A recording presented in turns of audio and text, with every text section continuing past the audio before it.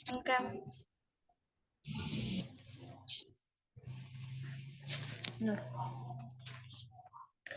Baik, Assalamualaikum warahmatullahi wabarakatuh.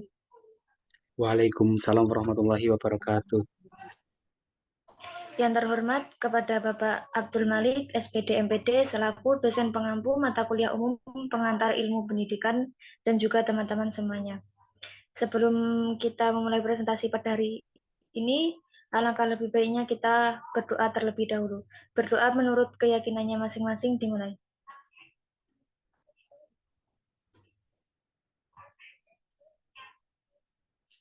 Selesai. Semoga kita diberi kelancaran dalam kegiatan kali ini. Baik, sebelumnya saya Quratul Ayun dengan NIM 2303422012 akan memimpin jalannya presentasi pada kali ini.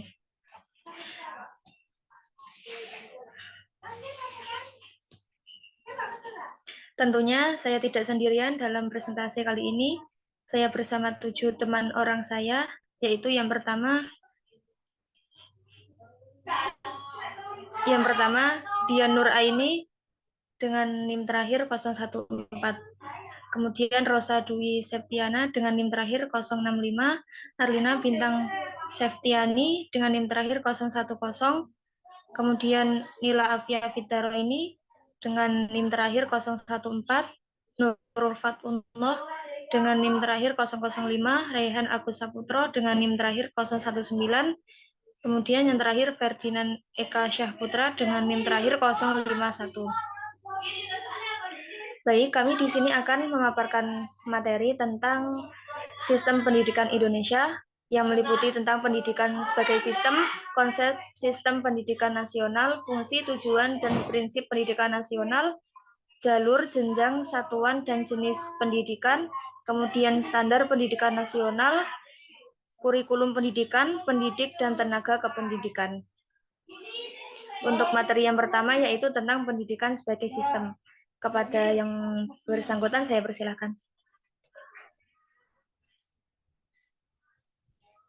Oke, pendidikan sebagai sistem. Pertama yaitu pengertian sistem. Sistem sendiri berasal dari bahasa Latin, sistema, dan bahasa Yunani, systema. Pengertian sistem secara bahasa adalah suatu kesatuan yang terdiri atas komponen atau elemen yang dihubungkan bersama untuk memudahkan aliran informasi, materi, atau energi untuk mencapai suatu tujuan. Untuk mencapai tujuan, pengertian sistem tersebut mengandung 3 kata kunci, yaitu hubungan yang meliputi interaksi atau interrelasi atau kaitan, komponen yang terdiri dari elemen atau bagian atau sub atau aspek, dan tujuan yaitu maksud atau sasaran atau objektif.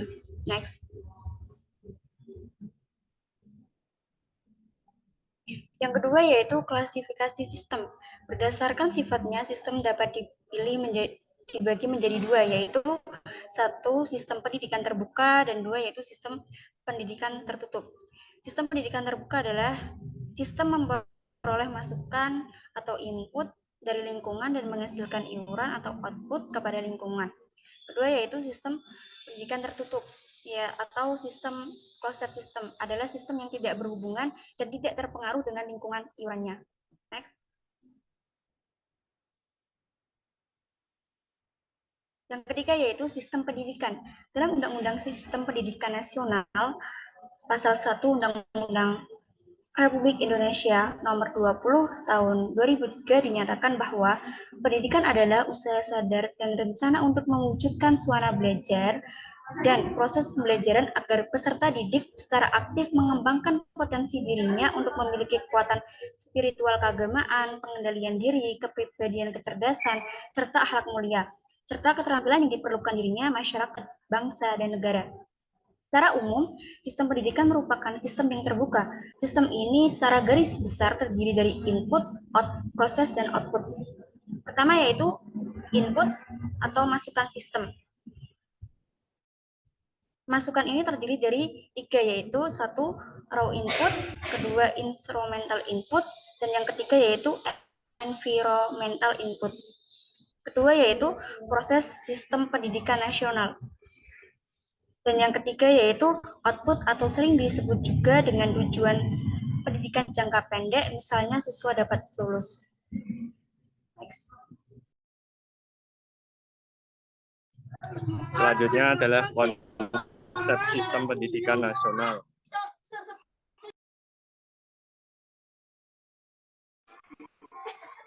Konsep penyelenggaraan pendidikan tertuang pada pasal 4 Undang-Undang Nomor 20 Tahun 2003 tentang Sistem Pendidikan Nasional, yaitu sebagai berikut. Yang pertama adalah pendidikan diselenggarakan secara demokratis dan berkeadilan serta tidak diskriminatif dengan menjunjung tinggi hak asasi manusia, nilai keagamaan, nilai kultural, dan kemajemukan bangsa. Lalu yang kedua, pendidikan diselenggarakan sebagai satu kesatuan yang sistematik dengan sistem terbuka dan multimakna. Lalu yang ketiga, pendidikan diselenggarakan sebagai suatu proses pembudayaan dan peserta didik yang berlangsung sepanjang hayat. Lalu yang keempat, pendidikan diselenggarakan dengan memberi keteladanan, membangun kemauan, dan mengembangkan kreativitas peserta didik dalam proses pembelajaran. Lalu yang kelima, pendidikan diselenggarakan dengan mengembangkan budaya membaca, menulis, dan berhitung bagi segenap warga masyarakat. Lalu yang terakhir, pendidikan diselenggarakan dengan memberdayakan semua komponen masyarakat melalui peran serta dalam penyelenggaraan dan pengendalian mutu layanan pendidikan. Lanjut. Sistem Pendidikan Nasional Indonesia mempunyai suprasistem. Suprasistem yaitu pembangunan nasional yang bertujuan untuk mewujudkan masyarakat Pancasila yang adil dan makmur, yang merata material dan spiritual, yang modern dan memiliki institusi-institusi yang mantap dan teknologi yang maju, yang berasaskan kekeluargaan yang di dalamnya berlangsung keselarasan, keserasian, dan keseimbangan. Di Indonesia, saat ini menerapkan sistem pendidikan nasional. Semua jenjang dan jenis pendidikan harus mengimplementasikan sistem tersebut. Salah satunya, program pendidikan wajib belajar 12 tahun, yaitu 6 tahun sekolah dasar, 3 tahun sekolah menengah pertama, dan yang terakhir 3 tahun sekolah menengah atas. Lanjut. Oke, materi selanjutnya, fungsi, tujuan, dan prinsip pendidikan nasional. Fungsi pendidikan nasional. Fungsi pendidikan nasional berdasarkan Pancasila dan UUD RI 1945 mengembangkan kemampuan dan membentuk watak serta peradaban bangsa yang bermartabat dalam rangka mencerdaskan kehidupan bangsa. Yang kedua, tujuan pendidikan nasional. Tujuan pendidikan nasional adalah untuk berkembangnya potensi peserta didik agar menjadi manusia yang beriman dan bertakwa kepada Tuhan Yang Maha Esa, berakhlak mulia, sehat, berilmu, cakap, kreatif, mandiri, dan menjadi warga negara yang demokratis serta bertanggung jawab.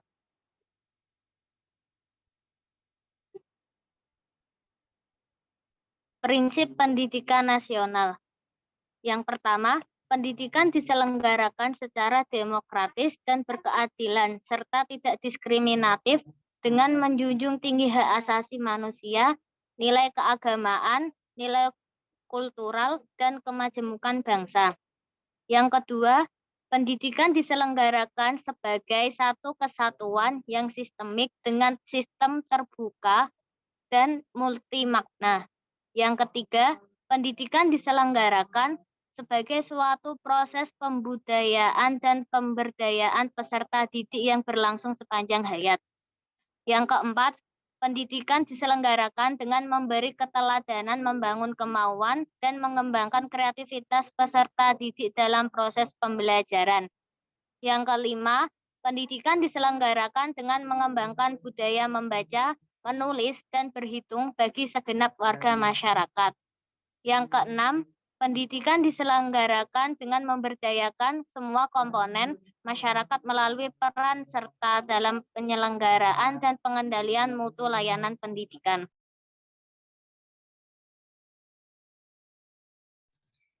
Baik, selanjutnya ada jalur jenjang satuan dan jenis pendidikan.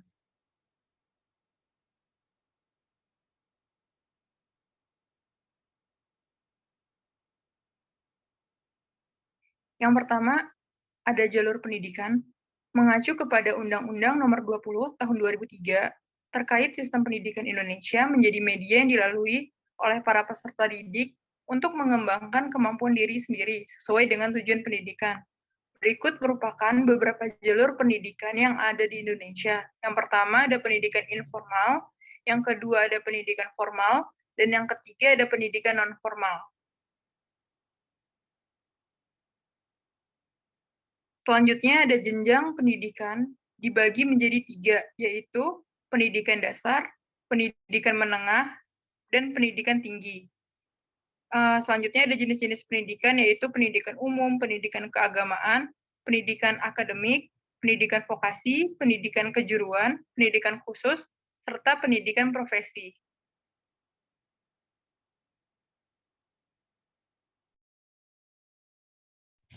Standar pendidikan nasional.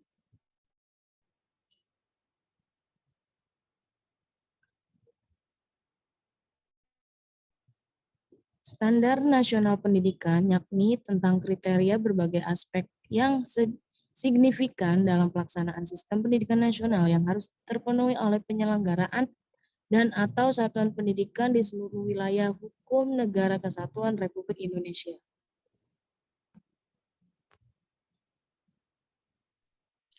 Baik, selanjutnya kurikulum pendidikan.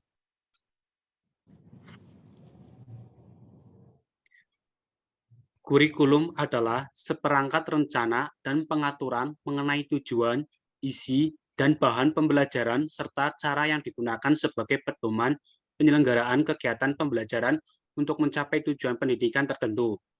Di sini, pengembangan kurikulum dilakukan dengan mengacu pada standar nasional pendidikan untuk mewujudkan tujuan pendidikan nasional. Kurikulum pada semua jenjang dan jenis pendidikan dikembangkan dengan prinsip diversifikasi sesuai dengan satuan pendidikan, potensi daerah, dan peserta didik. Kurikulum disusun sesuai dengan jenjang pendidikan dalam kerangka Negara Kesatuan Republik Indonesia dengan memperhatikan yang pertama, peningkatan iman dan takwa, yang kedua, peningkatan akhlak mulia, yang ketiga, peningkatan potensi kecerdasan dan minat peserta didik, yang keempat, keragaman potensi daerah dan lingkungan, yang kelima, tuntutan pembangunan daerah dan nasional, yang keenam, tuntutan dunia kerja, yang ketujuh, perkembangan ilmu pengetahuan, teknologi, dan seni, yang kedelapan, agama, yang kesembilan, dinamika perkembangan global, dan yang ke-10, persatuan nasional dan nilai-nilai kebangsaan.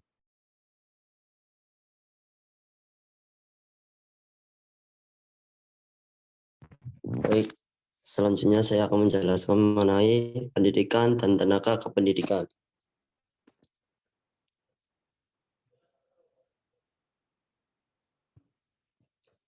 Tenaga kependidikan adalah anggota masyarakat yang mengabdikan diri dan diangkat untuk menjunjung penyelenggaraan pendidikan. Pendidik adalah tenaga kependidikan yang berkualifikasi sebagai guru, dosen, konselor, pamong belajar, widyawisata, tutor, instruktur, fasilitator, dan sebutan lain sesuai dengan khususnya, serta berpartisipasi dalam penyelenggaraan pendidikan. Dalam hal ini, pendidik harus memiliki kualifikasi minimum dan sertifikasi sesuai dengan jenjang kewenangan mengajar, kesehatan jasmani dan rohani, serta memiliki kemampuan untuk mewujudkan tujuan pendidikan nasional. Pemerintah dan pemerintah daerah wajib membina dan mengembangkan tenaga kependidikan pada satuan pendidikan yang diselenggarakan oleh pemerintah dan pemerintah daerah. Baik, saya kembalikan ke moderator. Baik, terima kasih saya ucapkan kepada teman-teman semuanya yang telah memaparkan materi. Itulah sedikit tentang sistem pendidikan yang ada di Indonesia. Sistem tersebut dirasa sudah cocok untuk diterapkan di Indonesia. Oleh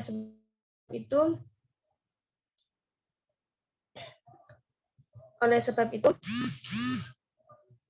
jikalau ada sistem yang mungkin masih dirasa kurang atau kurang dikembangkan, bisa untuk dikembangkan dikarenakan agar bisa merata semua ke seluruh pelosok negeri. Mungkin cukup sekian dari saya dan teman-teman. Apabila ada kurangnya, kami mohon maaf sebesar-besarnya. Wassalamualaikum warahmatullahi wabarakatuh. Waalaikumsalam Waalaikumsalam warahmatullahi wabarakatuh.